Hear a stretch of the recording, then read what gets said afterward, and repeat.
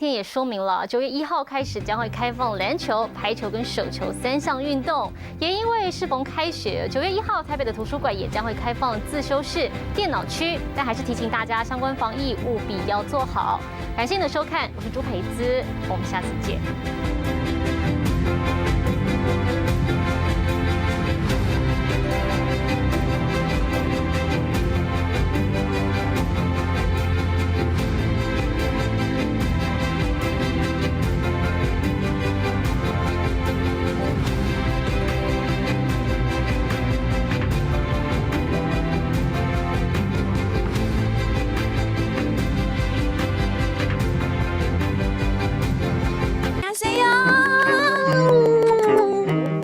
文璇，你跟你老公还好？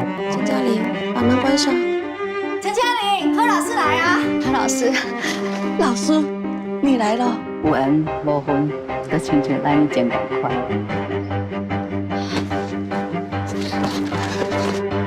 阿莲呢？这个了，把小孩弄掉了。每周日晚间9点，华视《俗女养成记》。美丽华气焰嚣张，美丽华气焰嚣张。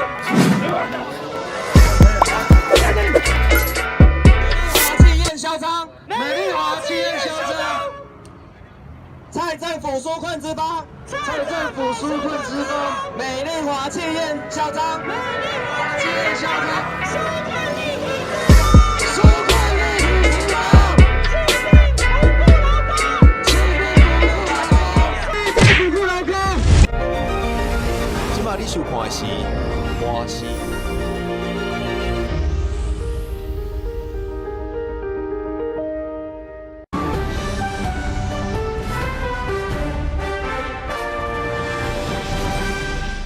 华视在地新闻，乡亲啊，大家平安。新闻咧头一条，这应该都爱调去做兵，煞找无人，结果竟然因为安尼来判一件19年前的命案。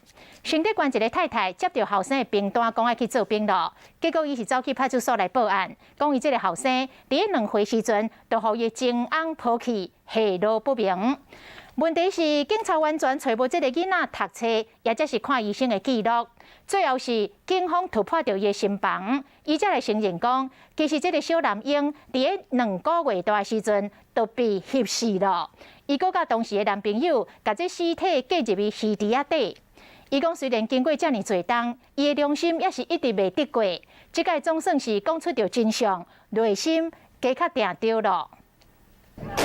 每一位成年的查甫人拢应该做兵，毋过信着所有一位查甫人爱做兵找无人，嘛意外侦破19年前的命案。警方伫水池边抽水，要找到当年红弹掉的查甫A，户政单位通知姓过负责人后生做兵，伊煞走去新德市派出所，讲后生伫2岁大时，就互老爸冒走下落不明。毋过警方找无任何读册、看病记录，深入侦讯才知影真相。囡仔是按前男朋友生的，拄满2个月，就互同期的姓颜的男朋友翕死伫车内。2个人甲查甫 A 放伫饲料袋仔内底，佮甲装啊角等伫新丰乡郊区的鱼池仔内底。生母以及他的同居人来突破案情查明这个被害人其实早在出生2个月的时候就已经死亡并且遭到弃尸。代志过19年，负责人的心内也是真袂得过。毕竟是家己生的囡仔，煞互安尼对待，警方真无简单，突破2个人的心。真正伫抽屉的鱼池仔内底，发现内底有敢若是有婴仔骨头的饲料袋仔。目前透过 DNA 来比对身份，嘛将2个人以过失致死和等尸体做上办。后来继续来看台北市一间公托的幼稚园，讲有老师疑似甲幼囡仔安尼施加暴力。立委召开着记者会，阁有家长出面来控诉，讲看到老师大力甲囡仔安尼硬拖、硬扭，阁大声甲囡仔喊、甲囡仔骂。这个幼囡仔因为心理产生着惊狂，煞毋敢去学校。家长是求助无门，毋知要安怎才好，只好找议员来投诉，这个代志才来现光。我没犯错，你把鞋子穿好，给我不看了。然后呢，就用手把它踹过来，然后呢，就蹲下去很用力的扯他的脚，然后跟鞋子。囡仔手骨有2个伤，看起来真清楚。北市一间公托幼稚园传出老师对囡仔使用暴力，家长也是自囡仔模仿老师的行为，才互代志献光。因为我的孩子回来有模仿老师怎么对待其他的小孩，就是很用力的丢甩出去，然后叫小孩不要挡路。在开学没过多久，他有出现抗拒上学。9月底、10月中出现尿失禁，不经意的尿湿裤子，甚至对大人说出“你不要发呆”或是动手打我。去学校读册变做囡仔心内痛，家长和校方讨论，校方却讲家长想多，甚至直接讲老师有800款，以后囡仔嘛会遇到各种老师，总是要互伊适应。目前这个都是进入到侦查中了，我没有办法跟大家回应的太多，但是我只能跟大家回应，就是说团队是认真的。校方讲已经咧调查，无加做回应，调查过程阁受到阻挡，阁是透过议员申请才成立调查小组。整个过程并不以孩子为出发点，我们整个调查机制仿佛是为了官方的需求而调查的。我们更希望在事情发生之后，也能够有相关的法源来保障他们的权利，让他们不要再次受到2次的伤害。目前案件要来等北市社会局裁处。李伟讲，重点是建立机制，卖互同款的代志搁发生。好来，乡亲啊，继续来看这开放着注高端疫苗，今仔日来到第3天，结果这个3天是发生3件注完疫苗了后，疑似不良反应死亡的事件。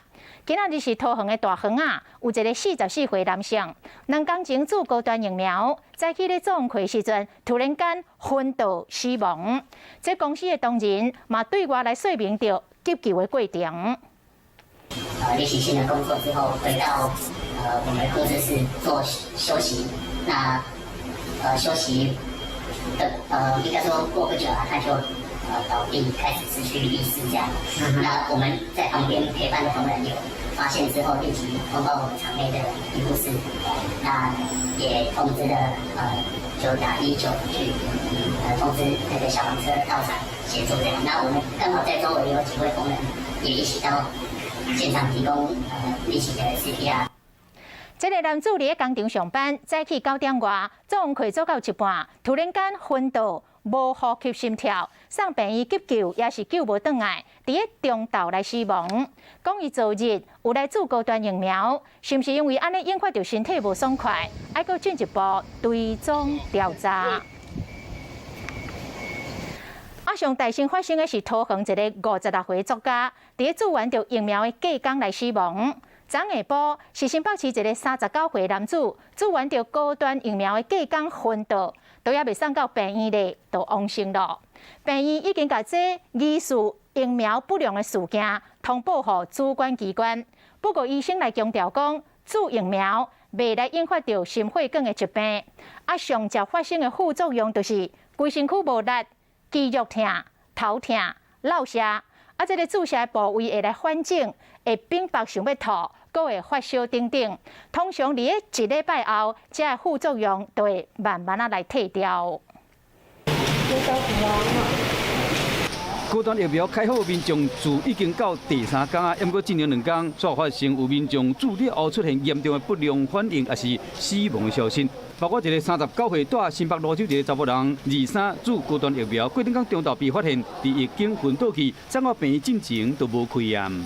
又一个56岁马来西亚一个专栏作家陆志俊，同款是注射头一天去抢头香，想到过两天就雄雄过身。前民代表王浩宇伫面册写讲，陆志俊讲伊有出现胸坎会痛、并发想要吐、流凊汗等等，这甲心检查的镜头相像，感觉是注高端引起的不良反应。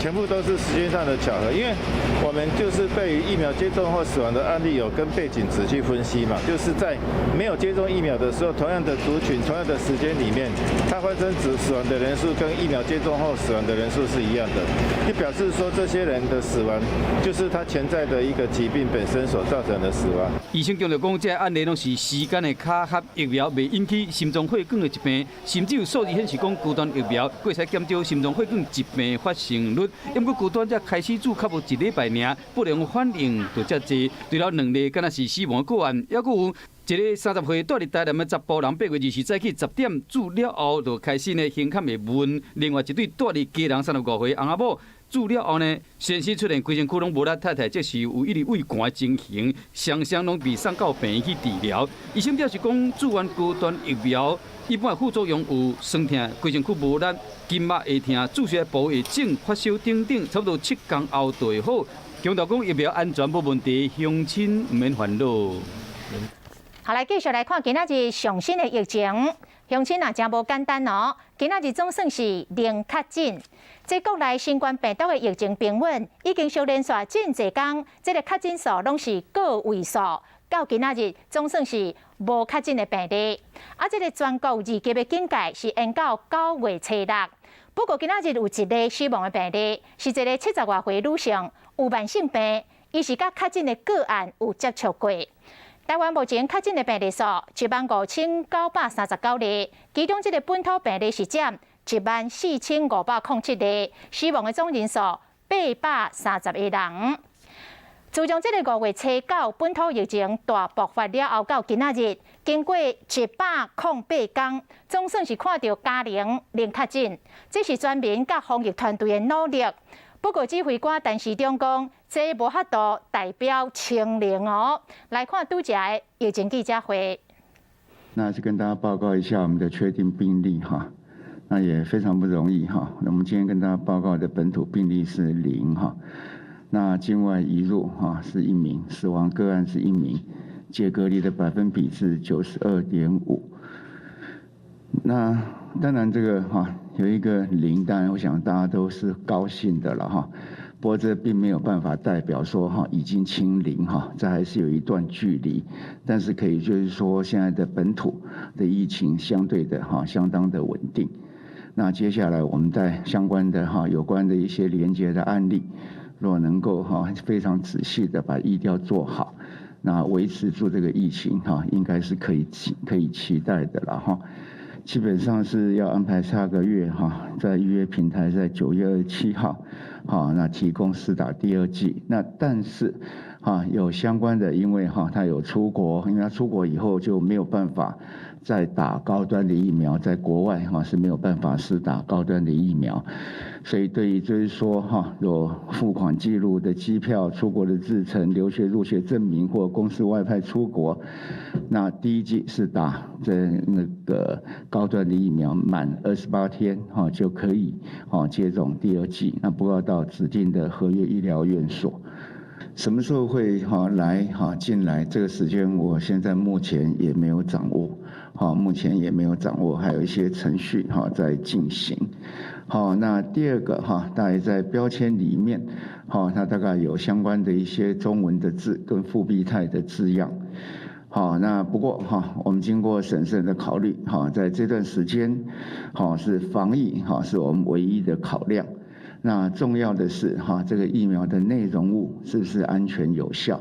所以进来之后还是要经过食药署的检验封签，那确实有达到我们的要求，那才会开放来使用。好，来乡亲啊，继续来看台湾掠到第一件为越南走私入来台湾的非洲猪济的肉品，就惊这有猪济病毒的猪肉变做喷，互猪仔食食落肚，害本土的猪仔食喂到猪济，所以饲猪大县、云林县为2018年就开始禁止用喷来饲猪。云林县长张丽仙更加是要求着中央，讲即摆非洲猪济病毒入侵台湾，全国应该拢同款，拢爱禁止用喷来饲猪。详细状况，请记者徐梦兰甲咱报道。是的，主播，云林县府呢带队稽查养猪场，要查业者呢是否有喂猪吃厨余。使用厨余养猪的这个状况的话，我们会依照饲料管理法的规定第一次给予裁处新台币3万元的处分。云林县呢，从2018年呢就开始禁止用厨余养猪，就是怕含有非洲猪瘟病毒的猪肉变成厨余，被本土猪吃下肚染疫。现在呢，非洲猪瘟病毒因为走私越南猪肉入侵台湾，全国动起来稽查，查获了不少不明猪肉制品。每年呢，有2000亿产值的养猪大县云林县，猪农全都绷紧神经。云林县长张丽善也召开记者会，要杜绝猪瘟威胁，并且呢呼吁农委会应该要下令全国一致禁止用厨余养猪。我们希望还是全国一致统一禁止厨余养猪了哈，避免产生任何的这个破口。张丽善强调，非洲猪瘟感染猪只的主要来源就是厨余，杜绝病毒威胁猪只，不吃厨余就是最直接有效的方式。另外呢，也呼吁了中央要再加强边境管制。现在非洲猪瘟已经兵临城下，更要加紧脚步追查不明猪肉流向，查到就要销毁，并且提醒民众标示不明的肉品都不要买，才能有效保护本土猪。以上呢就是详细的情形，主播。后来这个中部的警方嘛继续咧搜查到走私的越南猪肉。中华移民署就查到一间越南的食品行，有不明的肉品5公斤外，全部查扣送检验。另外，苗栗的警方进前嘛伫一个越南籍配偶的厝内，敲出到不明的猪肉制品300克。但是，这个越南籍的配偶有无正常的货运寄送的记录。警方认为，这肉品的数量无可能遐尼少，所以继续来追查，果然伊承认了。因为惊去互警察来甲掠，所以甲大量的牛肉甲猪肉的制品全部包咧底咧粪扫袋内底，底5大袋，拢总摕去结粪扫车咯。粪扫车的监视器有翕到，一个负责人赛车停路边啊，伊拍开后窗，为内面抹一大袋粪扫，等入粪扫车，随后又搁赶另外一袋出来往回，安尼将近4分钟等5袋。其中第4袋感觉特别重，赶无啥会起来，佮用拖。这个粪扫袋内面底，敢若就是这个负责人走私来的牛肉甲越南猪肉。遭查获人史供述，因看见非洲猪瘟有关新闻，连忙将所有猪肉制品及其他肉类加工品弃置于垃圾车销毁。这个负责人是寄来台湾的越南人，因为无正常的货运寄送记录，警察伫因兜伫敲的时，伫个冰箱内敲出300公克不明来源的猪肉制品。火腿那个猪耳朵，越南店买的。对。当时警方怀疑讲这个数量伤少，继续追查。这个负责人总算承认讲，知影警察咧掠走私猪肉，才将这不明的肉品底做5袋，等入粪扫车。粪扫车已经将这不明的肉品倒入焚化炉，拢总烧去啊。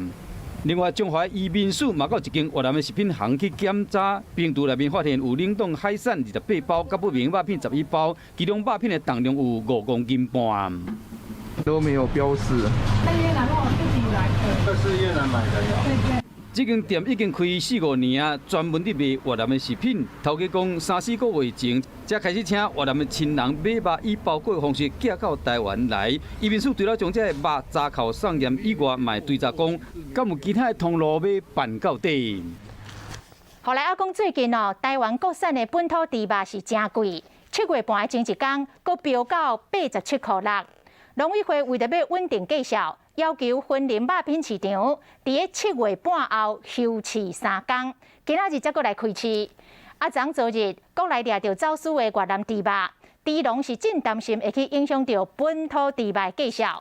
肉品市场是讲，这个猪肉价应该也是会回降到83至85块左右，但是猪肉落价是市场的调整机制，甲越南的走私猪肉无关系。伫啊，经过早暖来庆东分林肉品市场中元节了后休市3天，总算伫今仔日开市。下滑一点，因为传统市场有减少购买啊。但是大肉商跟冷冻厂商都没有影响。经销商讲，开盘价小较回伫83块左右，因为本土猪肉伫中元节进前需求量真大，价小一直起。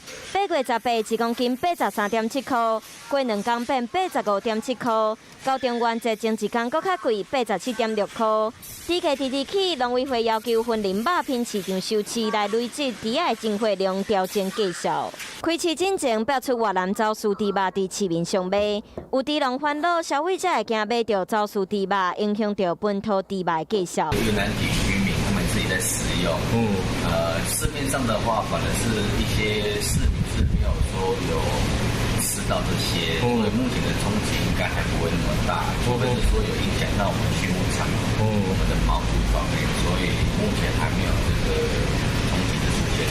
肉肉品市场认为，越南走水猪肉大部分的加工做烟肠、热狗和肉干，本土猪肉嘛拢有履历和固定的销售通路，所以袂参人做伙。嘛强调开市了后，本土猪肉计销较回，是市场调整的机制，和越南走水猪肉无关系。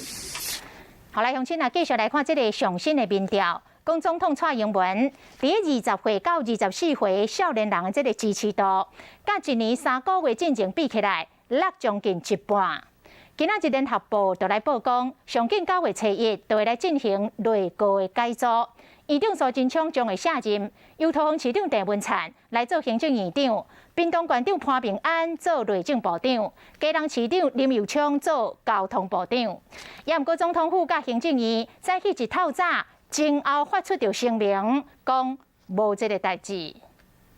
进前才为了非洲猪这肉品入要到台湾，美官员的行政院长苏贞昌敢要卸任吗？联合报的报道讲，接任人选是桃园市长郑文灿，上近9月7日就会出来组阁。屏东县长潘平安是做内政部长，嘉南市长林佑昌做交通部长，总统府前秘书长苏家全做海基会董事长，亲民党籍的前立委李鸿钧做监察院副院长。郑文灿也是组阁，首先来面对就是年底的4大公投甲2022年县市长选举的成败。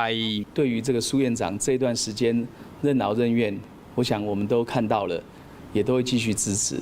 那我现在的角色就是这个专心这个市政，不是事实，而且是子虚乌有的。我想我们还是以宪政为主哈。苏贞昌的查某囝苏卡辉伊嘛讲。其实这个特定媒体说，这个9月1号就会换内阁了。那其实9月1号就下个礼拜了嘛，那我们就等着看，很快就知道是真消息还是假消息了。连这个政国会派系立委嘛，感觉这个消息真奇怪。就是笑，当成笑话一般看待，团结抗疫非常关键的时刻，怎么可能来谈所谓的内阁改组？第二个是这份名单多数都是民进党已经无法连任的县市首长，所以是不是故意要引发另外一个政治风暴？总统府甲行政院透早拢发声明，表示讲无这个代志。总统府强调讲，目前咧对抗疫情，蔡总统嘛无这个拍算，千万唔通错误消息安尼传来传去。其实前一天，台湾民意基金会民意者公布讲，蔡总统支持度是45.3%，也不过交叉分析发现讲，甲去年5月份比较起来，20岁到24岁少年公民支持度为9.3%，落甲剩4.7%，减46%。同一天下晡，网络群组就开始出现启用少年世代改组的消息，消息对倒位来，这爱过去了解。哎，你好谁哟？保养的还可以哦。洪宇轩，你跟你的老公还好？郑嘉玲，把门关上。不好意思，我是来应征家教老师的。你敢有听过猪仔伫咧要死进前的叫声？迄款声音，我一世人拢无法度放袂记。有当时啊，有缘无分，就亲像来你真赶快。我应该想生也生不出来，所以如果你想要有小孩，我真正要爱领养就好啊。医生讲阿豪啊，气无走水入去，若准量早处理，应该是无代志。我一世人永远都拢无法度放下。来，彤彤吃早餐。好，我只是要你去吃早餐。啊，人呢？啊！天啊，睡我了，把小孩弄丢了。周日晚间9点，华视《俗女养成记》。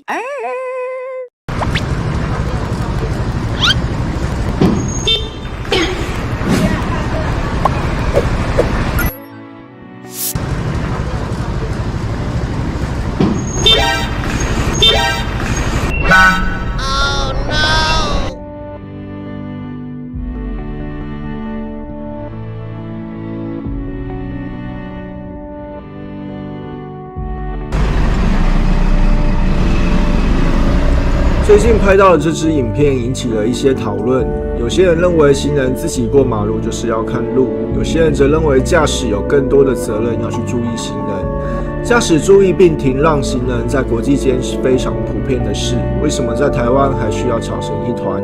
行人常常要被迫走在马路上，或是高低不平的骑楼。近年来，各县市兴起用绿色油漆来设置标线行人行道，但往往还是沦为机车的慢车道、汽车的停车场。美国、日本、加拿大都警告来台湾的旅客必须注意，台湾驾驶没有。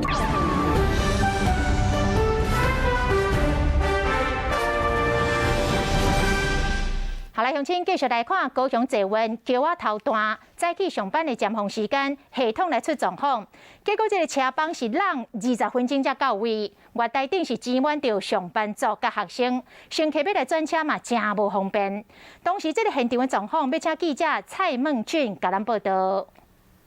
好的，主播透过画面可以看到，捷运车厢一到站哦，急着上下车的上班族和学生几乎快把月台给占满了。一旁呢还有捷运保全帮忙维持秩序，大家都很慌张，因为早上高雄捷运桥头段这边呢发生了系统异常，导致上班上课的民众时间被耽搁，尤其是在红线南冈山和青埔站的区间，班距呢甚至被拉长到15到20分钟，其他站则是班距8分钟，也造成要在美丽岛站转车的乘客相当大的困扰。那么根据了解，早上7点多，捷运桥头段正线的转撤器发出离线示警资讯，导致呢行控中心更变运转模式。南冈山站和青埔站采单线双向营运，其他站则是采局部运转。那么目前捷运公司表示，目前呢列车的运转呢都是安全无虞的。不过从今天早上7点多开始到下午的3点多钟，故障依旧还没有排除，真的是对于旅客造成相当大的困扰啊。那么以上记者掌握最新情况，我们将时间镜头交还给棚内主播。好来，继续来看高雄一台笨手车，昨暝伫高山区突然间导火烧起来，消防队接到通报，赶去抢救，半点钟甲火拍花。导火原因是民众甲用无了的瓦斯罐直接弹落笨手车。环保局讲，这种的瓦斯罐也佫有杀虫剂，或者是喷车，或者是头毛胶的喷罐。这种的高压罐，若要弹掉回收进前，一定要先做一个动作，就是要甲内底残留的气甲排互空，唔通直接来弹掉，也若无是会造成更加严重的灾害。车道粪扫一个倒出来，消防人员赶紧喷水降温。公务人员赶紧并这粪扫清查讲，敢要有火，避免讲火佫烧起来。代志发生伫高雄的高山，粪扫车经过翠华新疆路口的时，后车头向线爆炸，落水出现，味够够臭，倒粪扫的人拢着惊。过一个拍发了后，追查这个导火原因，发现讲是因为这个物件。就是这种卡式炉专用的瓦斯罐，可能是因为内面的瓦斯用无了，真有可能伫运送过程中烧入出火星，或者个瓦斯点倒起来了造成火灾。有一瓶这一个高压的这个瓦斯罐，好，那有这一个烧焦的痕迹。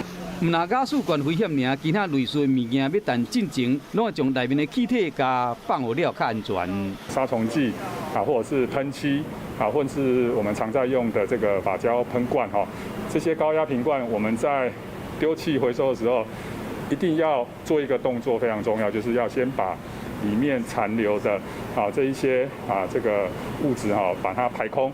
交代这摆无造成伤亡，后届要等粪扫进前提前乡亲，唔通因为一时方便造成环保甲消防人员真大不方便，甚至引起严重的灾害。好来，继续来看新北市三峡的警方抓到一个专门甲落单的查囡仔抢劫的嫌犯。这光头白日来犯案是真大胆，犯案了后，佫偷牵车来逃亡，3点钟就去予警察甲牵起来。原来是无钱通买毒品，才会抢劫偷牵车，而且是专门经迄个巷仔底找落单的女性来下手。原警冲进前，将这个穿青衫的查某人甲抓起来，伫伊身躯抄到毒品海录音。这查某人当头白日抢劫，理由就是无钱通买毒品。拢经查某囡仔骑车抢走对方的皮包啊！案发时阵的画面嘛，互翕到。这个抢匪当时骑偷牵的乌托摆，伫三峡安尼骑来骑去，就发现有查某囡仔一个人行入巷仔底，就冲进前将对方的皮包共抢去。对方安怎化救人，伊嘛无理睬，直接就离开现场。没想到他偷了第二台机车之后，反而是觉得第一台机车骑起来比较快，于是他就骑着这比较快的第一台机车来做一个抢劫的动作。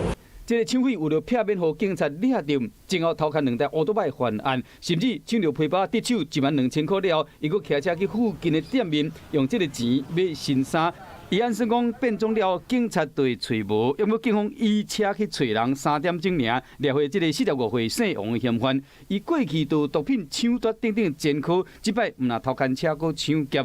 将皮包内面其他物件拢四个乌白蛋，当作讲安尼就会使脱罪，想不到警察一日拢甲调查出来，嘛已经依法上班。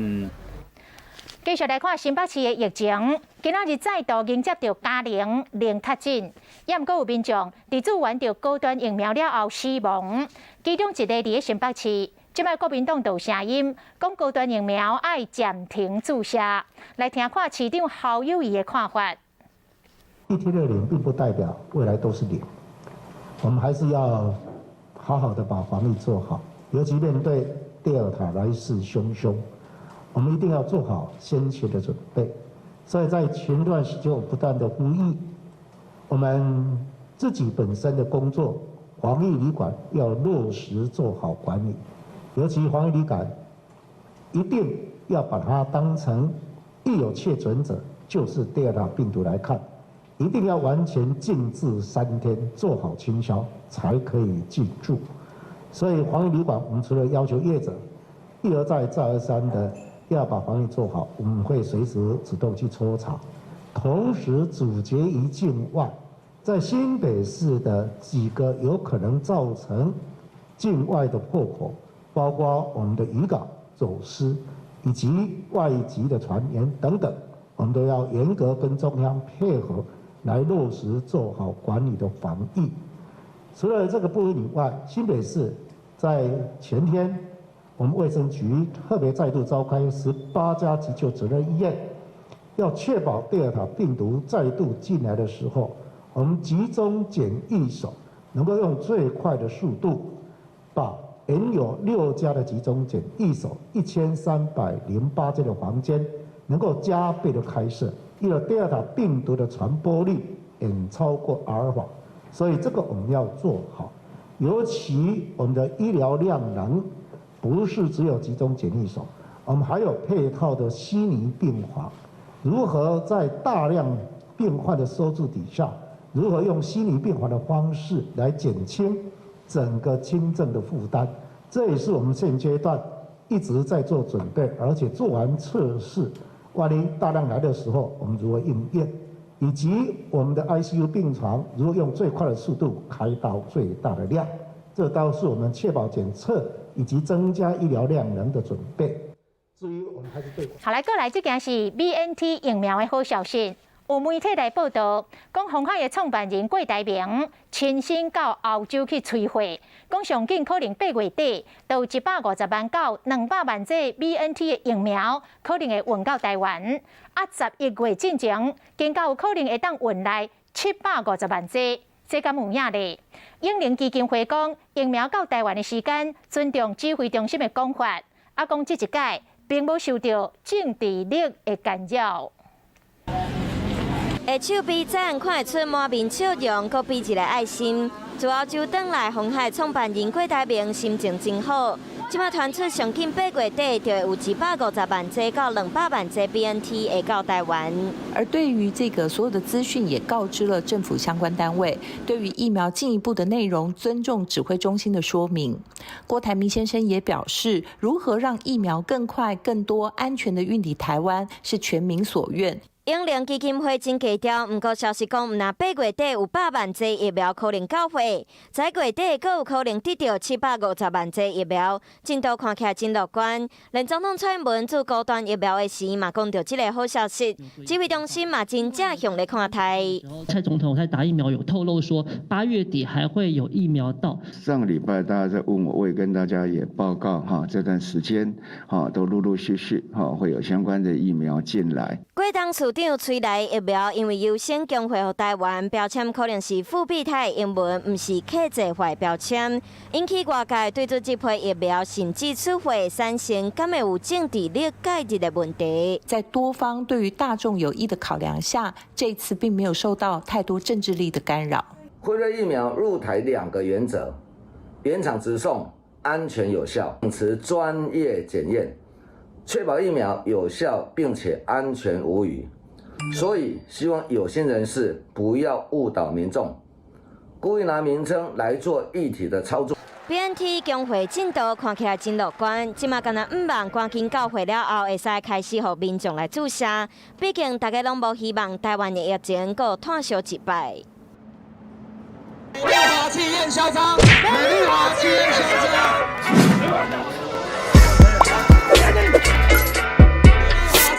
张，美丽华气焰嚣张。蔡政府纾困之邦，蔡政府纾困之邦，美丽华气焰嚣张，美丽华气焰嚣张，纾困立体之邦，纾困立体之邦，气兵不顾劳工，气兵不顾劳工，纾困立体之邦，纾困立体之邦，气兵不顾劳工。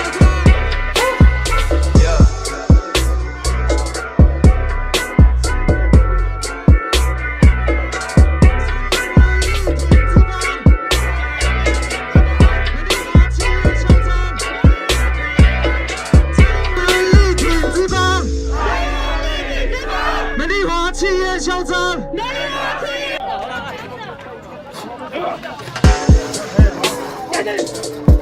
气焰嚣张，蔡英文，气焰嚣张，纾困立体之邦，气兵不顾劳工。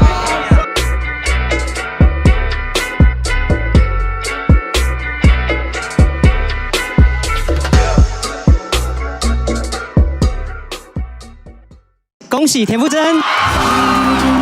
最佳台语男歌手奖，许富凯，时歌。所见所闻所感，将生命中还有第19届金曲奖最佳专辑奖、年度歌曲奖、最佳台语女歌手奖，歌曲旋律自由奔放，以及在去年呢还如愿抱回了讲座。华语歌坛里更是无法取代的存在。本次新专辑《免一手瘦子》与专辑《阿拉巴里》灵魂苏小茹穿的也非常美丽耶，共同入围了最佳专辑制作人奖。出没地带大量使用真实乐器。嘉宾林柏宏的大象打败众多备受瞩目。你好，这边请。你好，能不能透露一些风声呢？有一点点 delay， 因为我最近忙别的事情，忙着跟好友直播。对，但是风格我不能讲，但是它其实是有。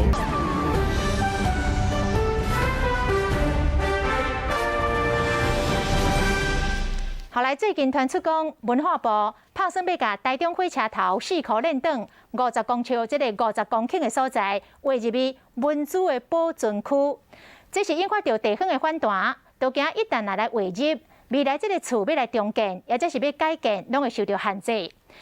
这个文资局特别来举办着说明会，强调讲，这个50公顷是指研究的范围，绝对袂离居民的生活区来划保存区。这个相关的规划嘛会送心查。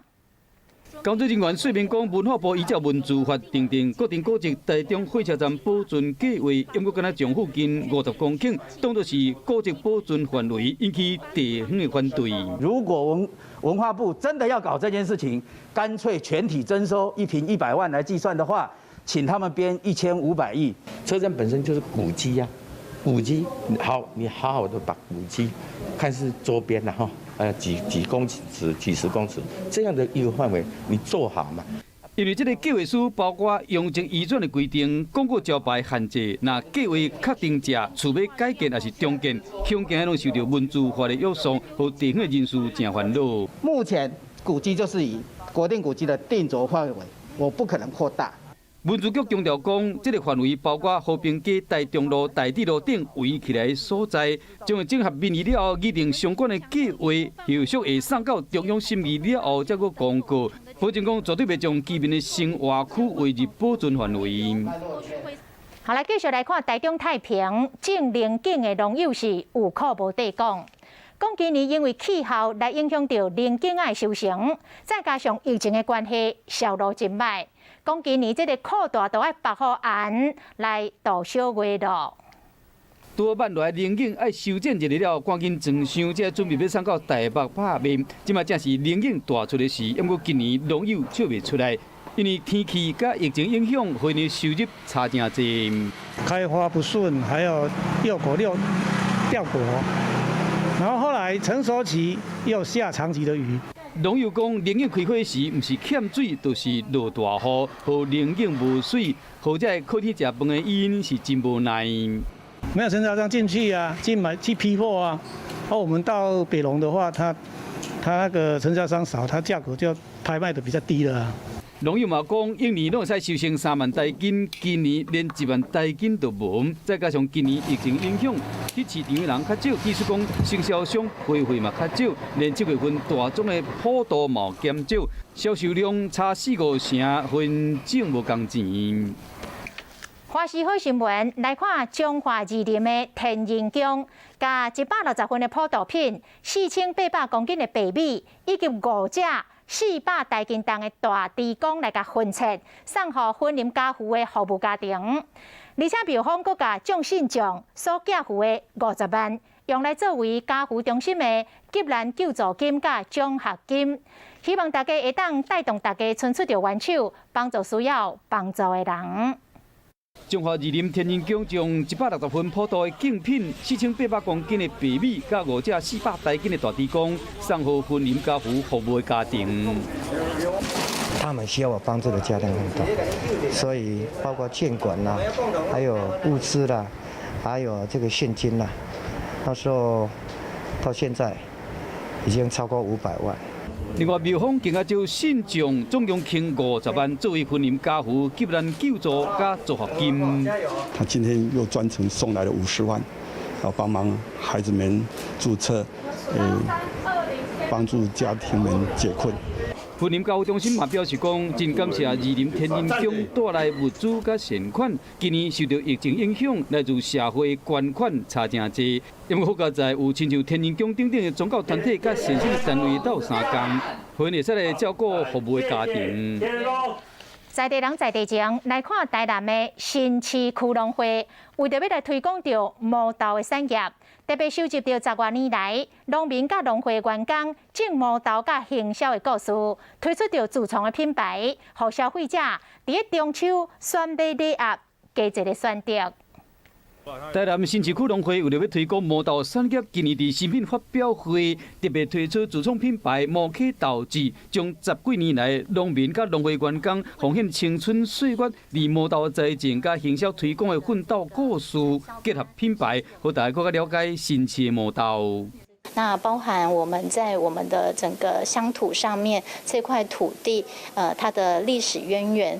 除了新推出自创品牌毛客豆子以外，还有新推出青春豆的礼盒仔以及毛豆系列的产品，希望讲伫中秋前提供消费者加一个选择。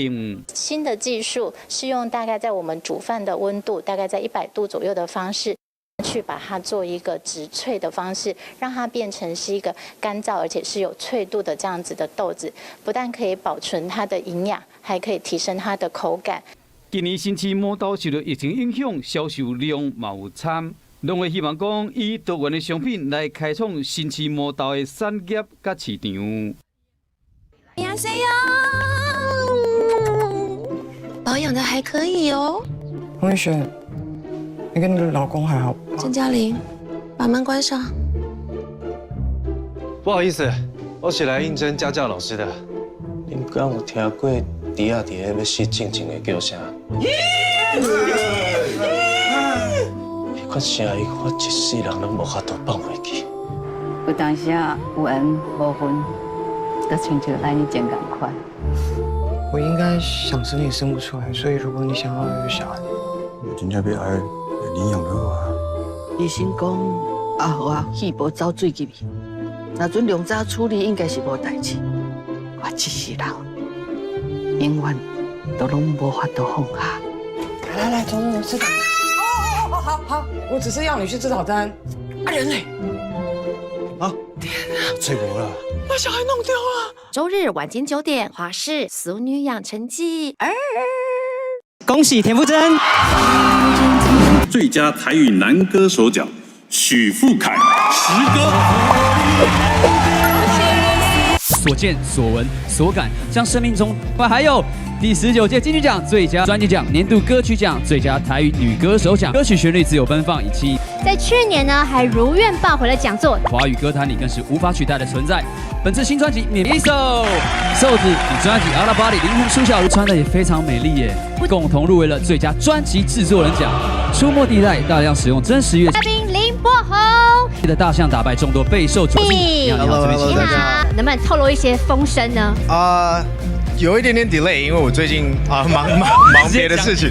忙着跟好友直播。对，但是风格我不能讲，但是他其实是有跟我妈蛮贴近的，我是有尝试混合他以前的一些东西，再搭配一些新时代的一个。所以过去新旧交融在当中，所有元素都有。没错。恭喜田馥甄。刚走那一段楼梯，我真的腿软了。从小时候在家里的浴室忘我的高歌，然后被妈妈叫真啊，洗好了没？妈妈，我没有浪费水费，我拿到金曲奖了。这是代表也叫软嘴唇。最佳台语男歌手奖。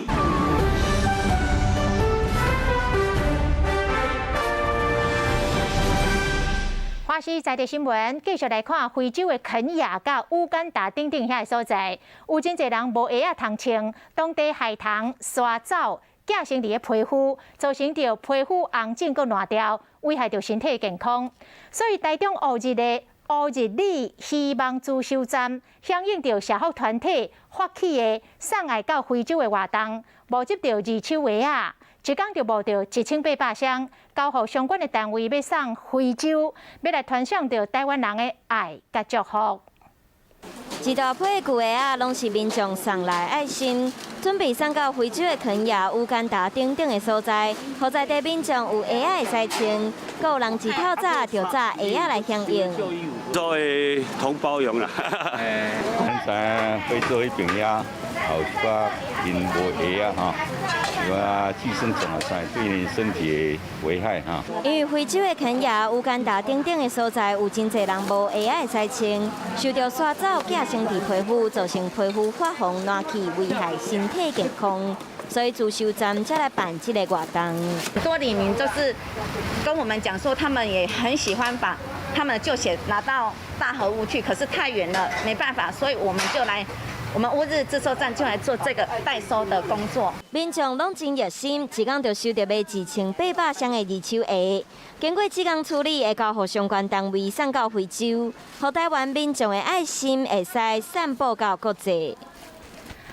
好，来继续来看云林的四湖国小，伫暑假举办着绘本的课程，来看咱这个报道。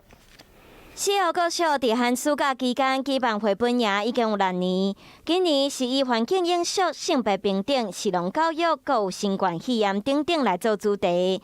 开始会进前，老师先透过网络来上课，互囡仔先理解这个题目，互大家选主题，再请家长来协助。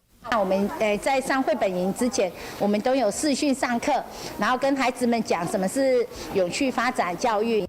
绘本的完成，唔但需要老师、家长来斗相共嘛，真重要。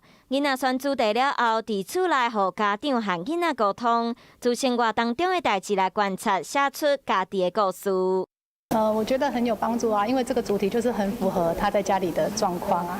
大家最近比较关心的议题，我们就是由新冠肺炎开始发生，我们就开始教他说这是怎么开始发生的。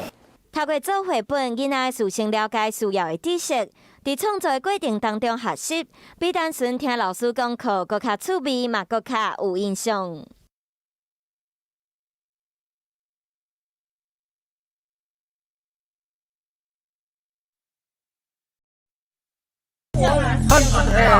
穿这个衣服哪里行啊？换一下再过来。你不能哎，那本来不能来啊，对啊，穿这个衣服哪里行啊？管子带着，然后你把它进去，换衣服，换一下再过来。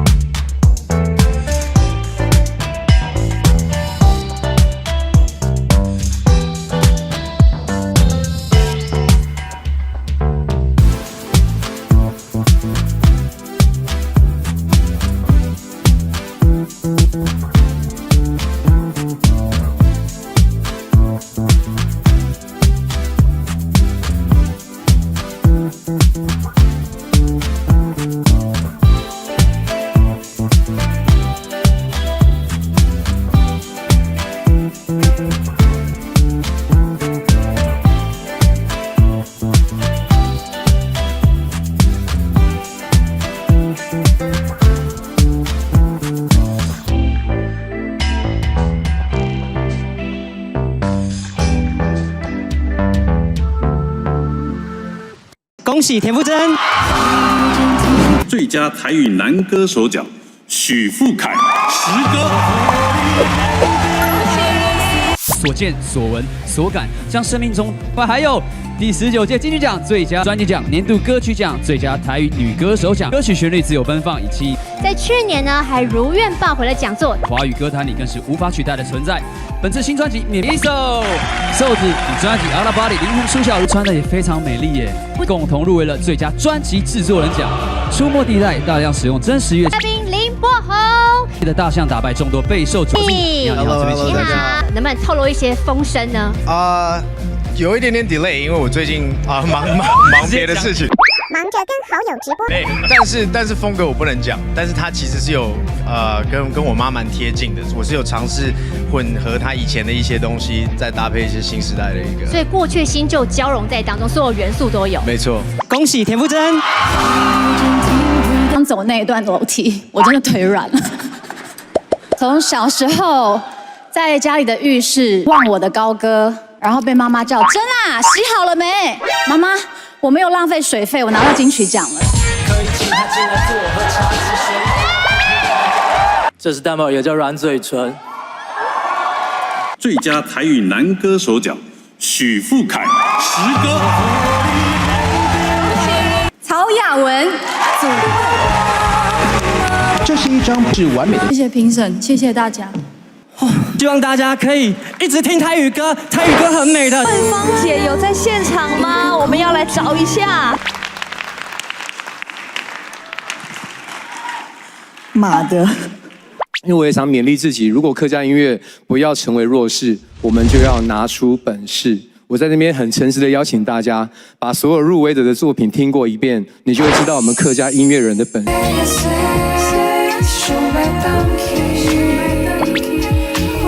一个奖手。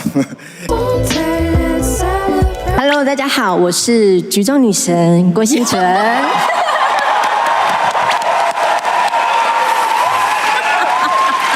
大家好。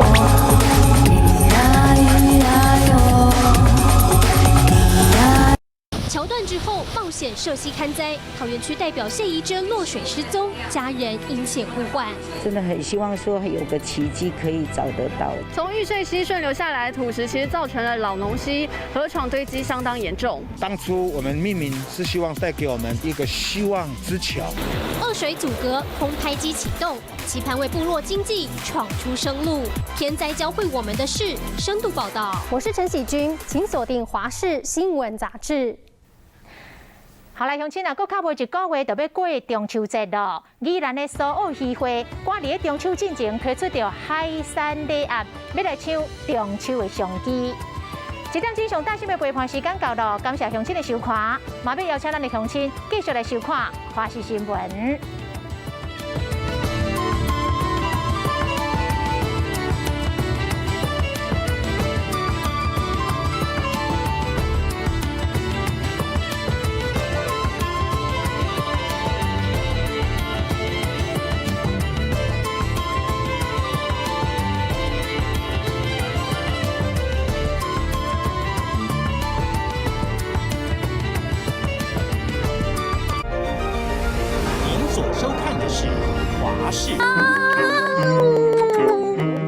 文璇，你跟你老公还好？陈嘉玲。